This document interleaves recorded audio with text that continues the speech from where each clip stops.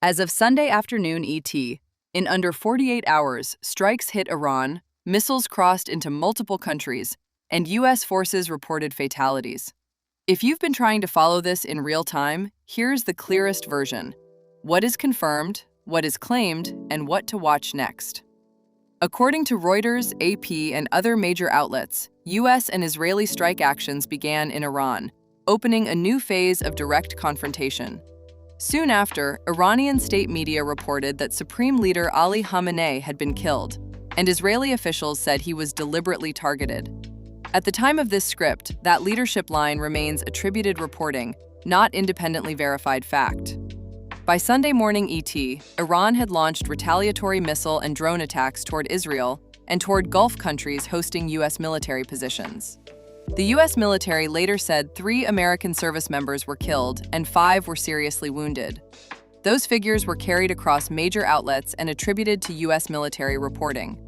At the same time, civilian systems were pulled into the crisis. Airspace restrictions, reroutes, and cancellations expanded across key Middle East corridors, disrupting travel well beyond the immediate conflict zone. Here's the clean split. What is broadly corroborated? A direct strike-counterstrike cycle is underway. U.S. military casualties were reported by U.S. channels, and regional aviation disruption is significant and ongoing. What is still contested or evolving? Exact casualty totals across all fronts, and some battlefield claims about specific targets and strike outcomes. In plain terms, the escalation is real, while some tactical details are still fluid. First, deterrence logic. Each side frames its actions as defensive or preventive. In practice, each retaliation increases the next side's pressure to respond. Second, the line between proxy conflict and direct state confrontation has narrowed. What was once more indirect is now increasingly direct and visible. Third, domestic political pressure. Leaders under stress often signal resolve publicly, even while privately trying to avoid a wider war. Watch for a high-casualty incident that forces a larger response cycle. Watch whether strikes spread further into Gulf infrastructure or maritime lanes.